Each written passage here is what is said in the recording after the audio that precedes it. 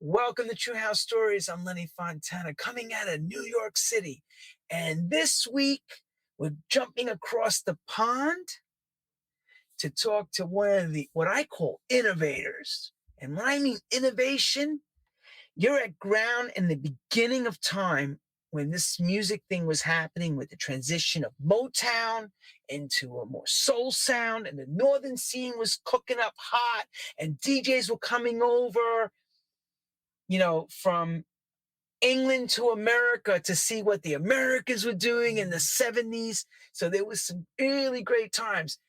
And there was no playbook to go by. So what that means is you're writing history. And if you don't even know if you're writing history, but you're making history. We're going to go to a gentleman right now that is part of the sound system culture in the UK.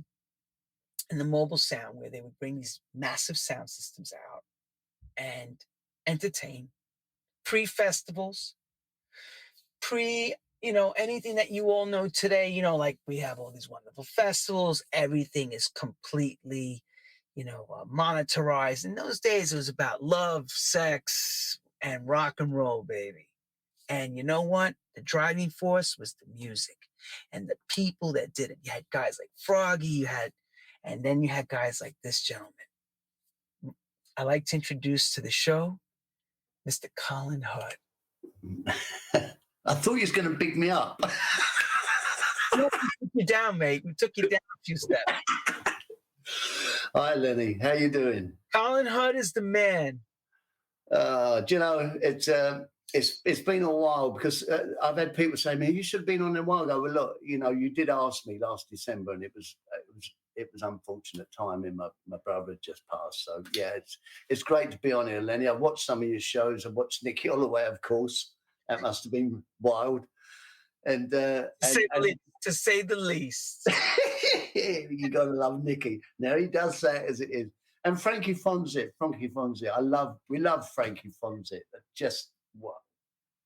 Frankie was hesitant, but he not hesitant with me, hesitant to make this appearance, because he was kind of out of the game for such a while doing, people didn't realize he's been a pretty amazing tailor.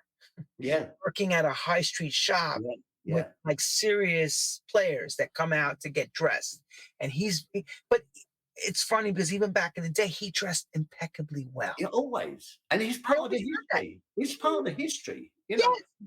I didn't make you look so fierce. Every time we came out, he was always dressed impeccable.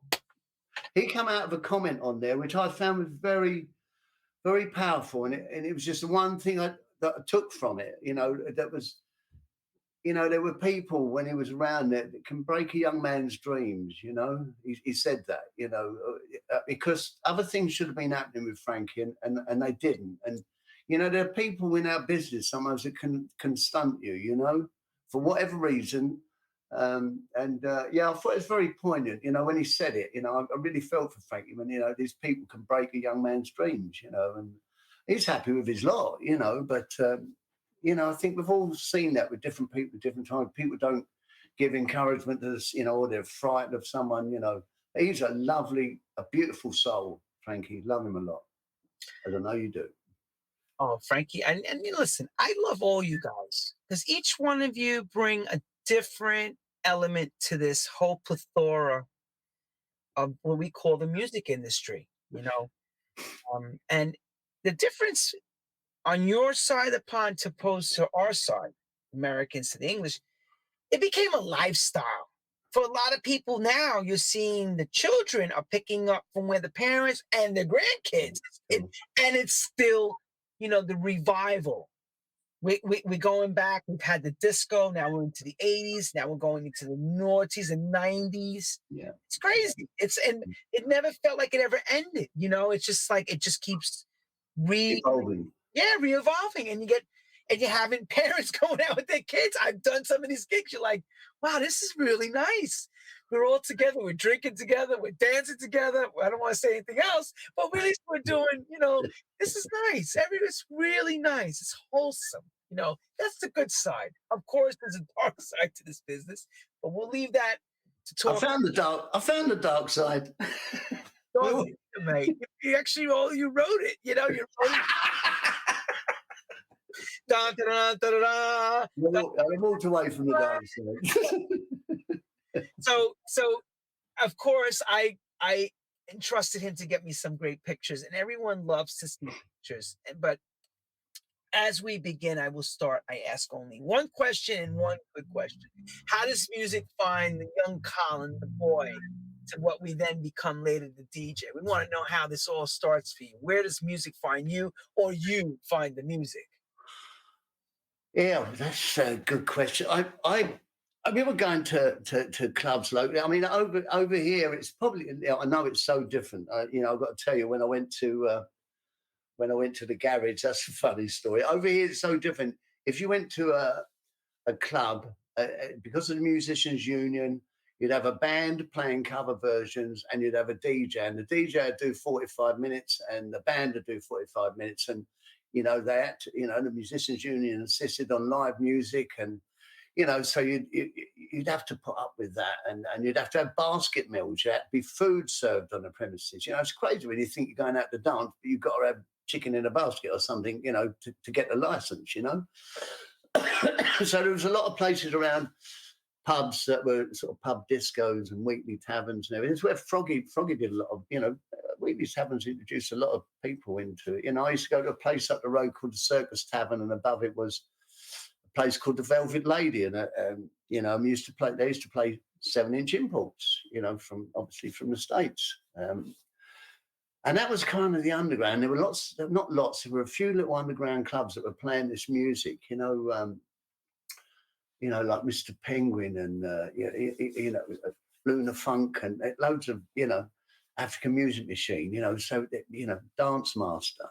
And, and that tune, Dance Master, I'd run on the dance floor for it, So that was the kind of, that got me. And at the same time, in some of the clubs had a thing, I suppose a bit like podium dance, but they had a thing called go-go dancers in the pub, and the big girls, like scantily dressed or whatever. It was a different age. And the girlfriend I was with at the time, I can remember getting signed to the music. I said, what about if I set up a mobile disco and you become a go-go dancer? And I liked the music. Obviously, I'd started buying the 7-inch imports then. And I got booked as a DJ. And unfortunately, she never got booked as a go-go dancer. So that was my start. And you're seeing some of the pictures. I set up I started doing youth clubs locally. So is this the picture we're talking around that? Yeah, that was the youth club in Tilbury Riverside Centre in Essex.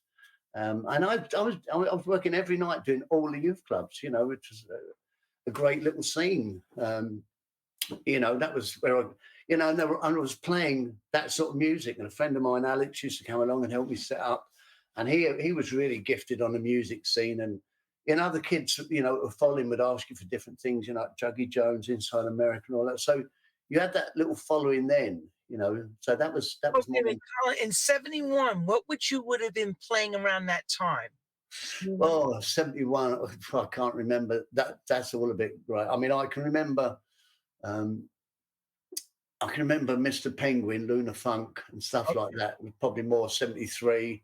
I'm trying to think, who did Dance Master? Willie Henderson, yeah, the Dance Master, and I say Inside America, Checkmate, Barabbas, all of that kind of stuff was a little late. That's 74ish. That's yeah. But I mean, when you got to realize, when I started mobiles, I was kind of had to be a bit commercial. I was doing weddings and everything but bar mitzvahs, parties and all that. So I couldn't play what I wanted to play in the youth clubs around that time, 74.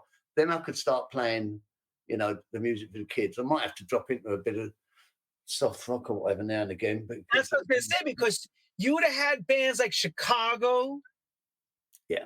And you would be playing all that stuff, because that was just making college radio here. It wasn't even on regular radio. It was on, because AM radio was still the radio. There was no FM really yet.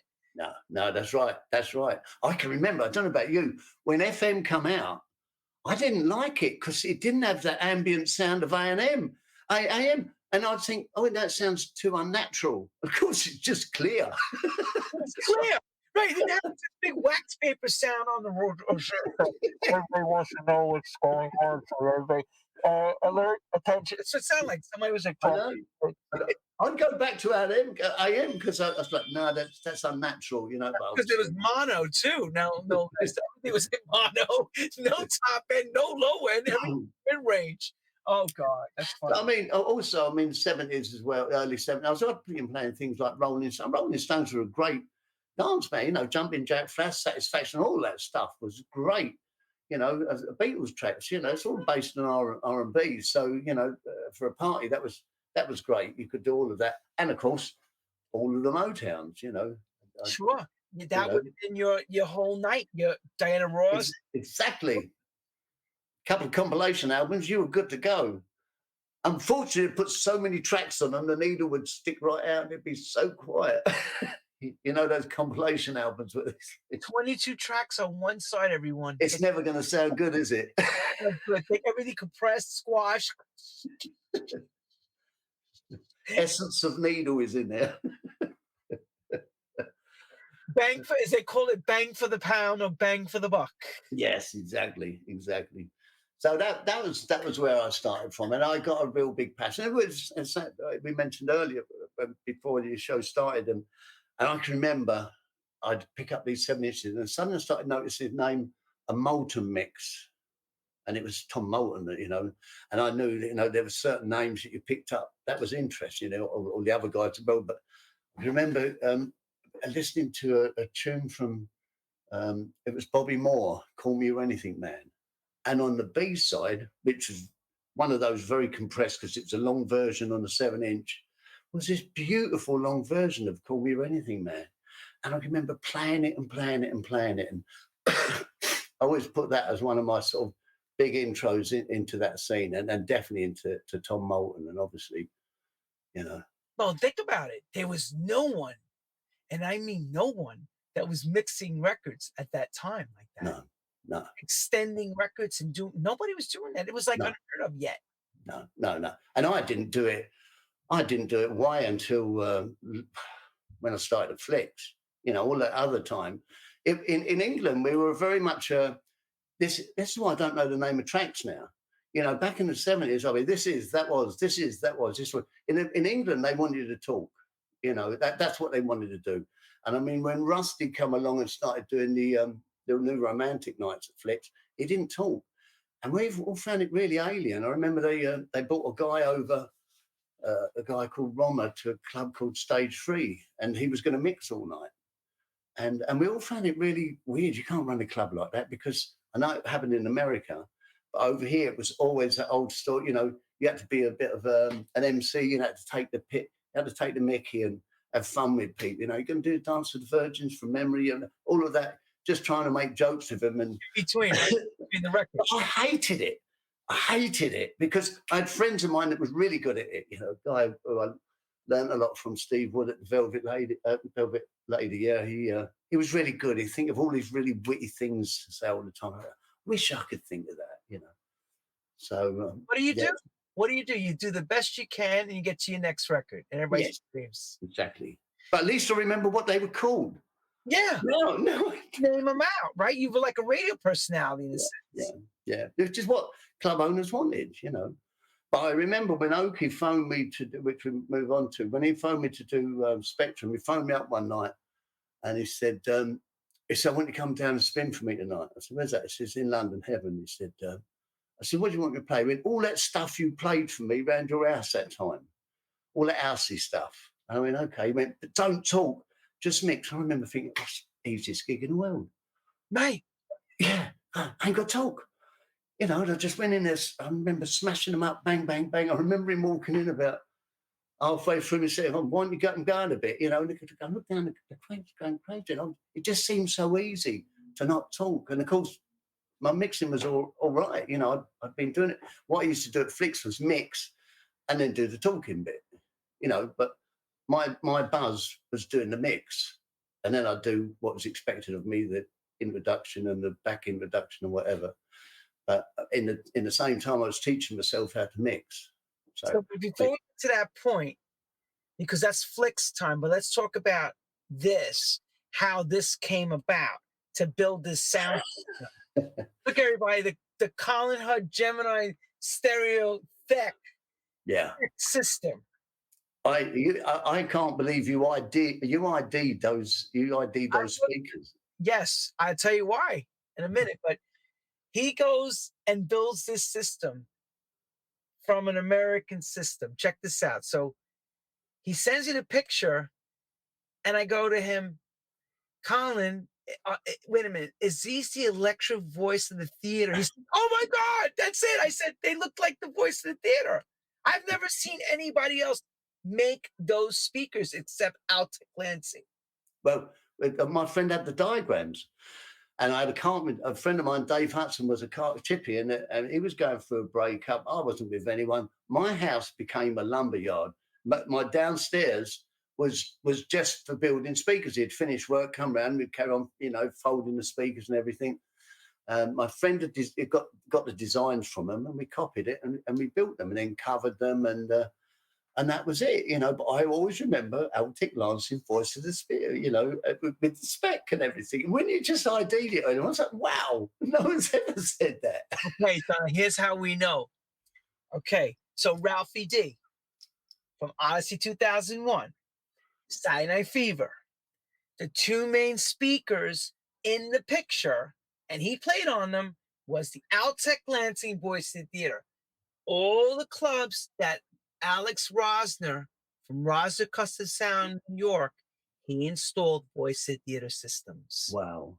Those Brooklyn places. So when I saw, I reckon I can never forget it. They would be hanging. I saw him. I was like, he had voice. I was like, you had voice in theater?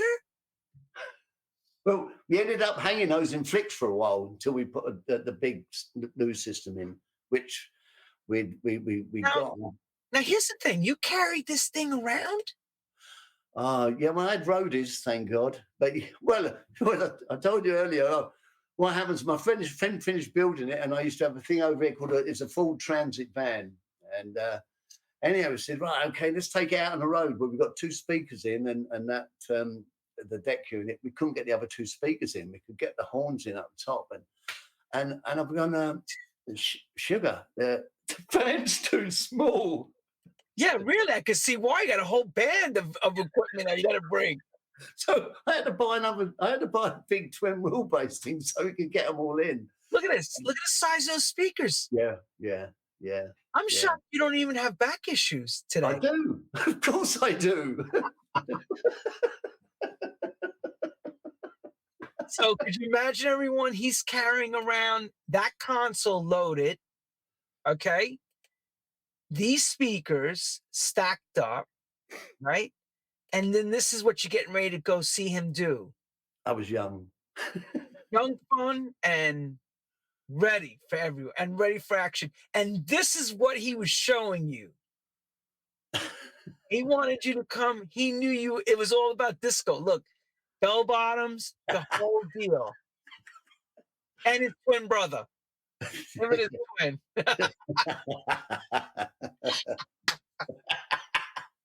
Okay, so you want to talk about a joker? Let me say it one more time. Him and his handsome twin. Which one's more handsome, the guy without the glasses or with the glasses? I think the guy without the glasses, that was me. The other one's Dennis. He's a bit of a wally. Yeah. He was on the Thursday night in the 80s. He did the Thursday night, yeah. He played rubbish music. So now so how often are you going out doing this? Is this every week?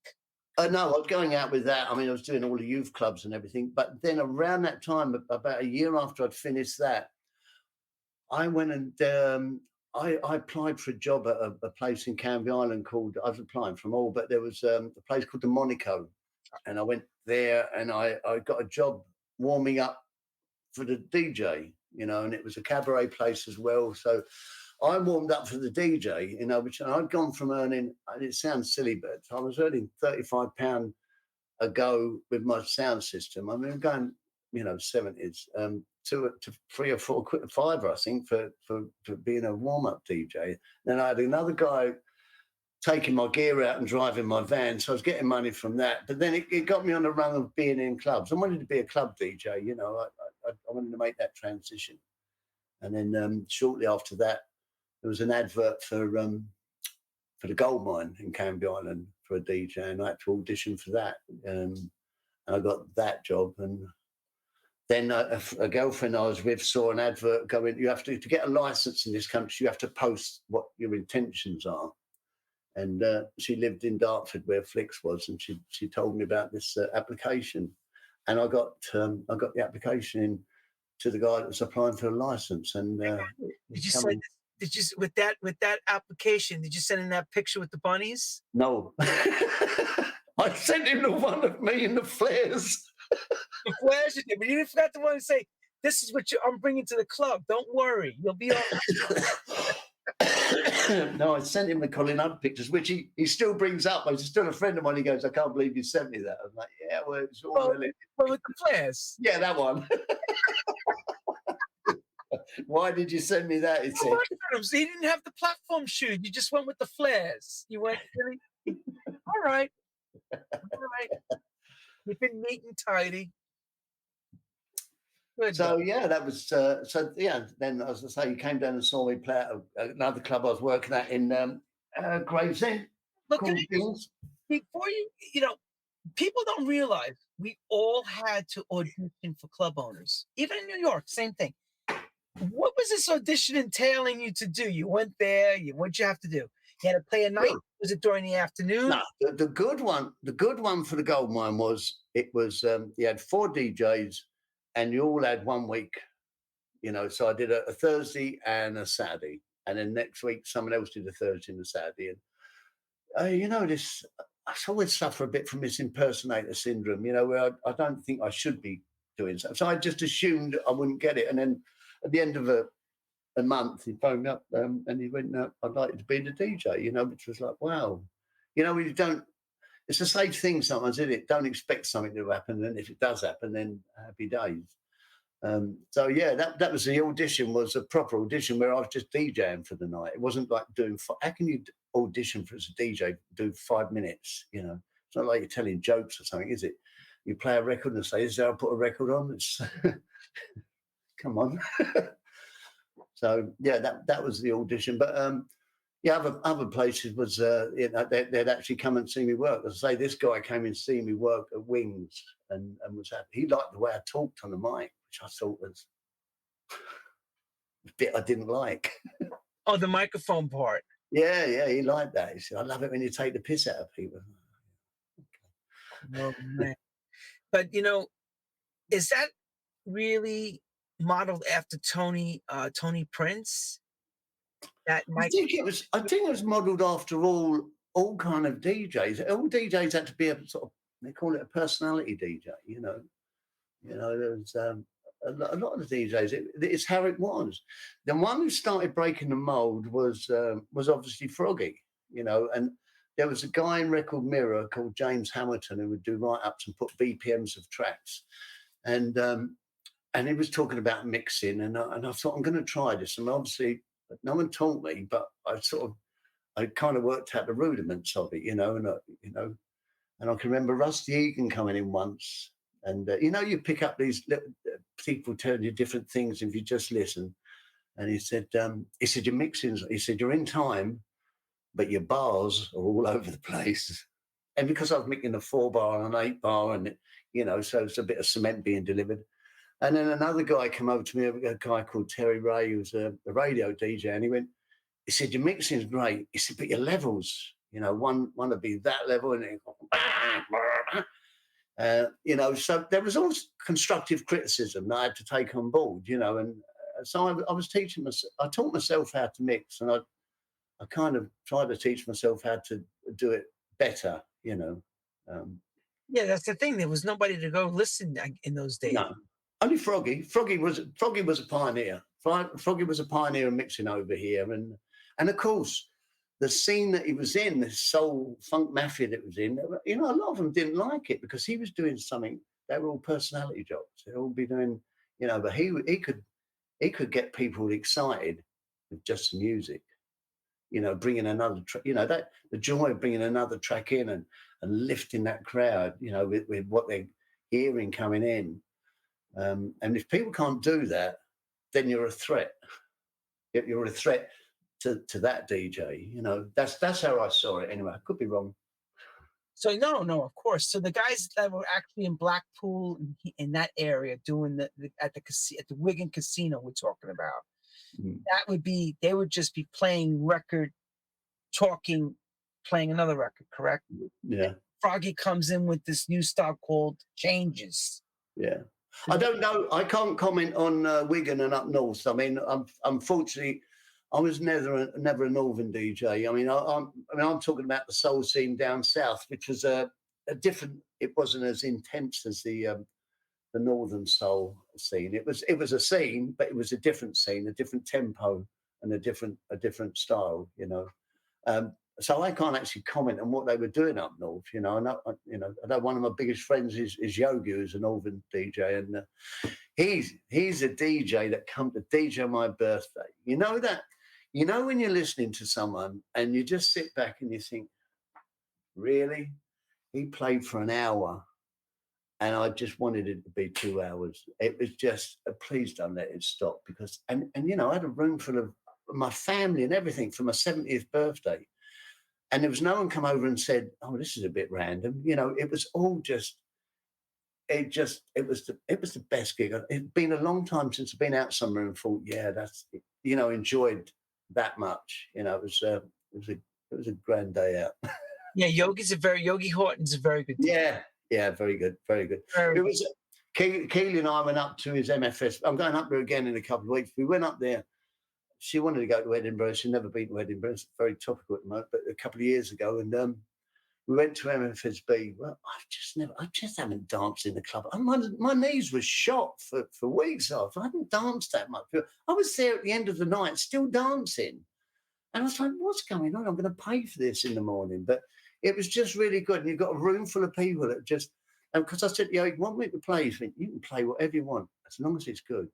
It doesn't have to. Do you know how nice to go in a club where you could play disco, you could play funk, you could play techno, as long as it's a certain, the crowd love it, as long as you don't, abuse them, and it was. Please search for part 2 of this podcast on the platform you're watching or listening to. And please do not forget to follow us.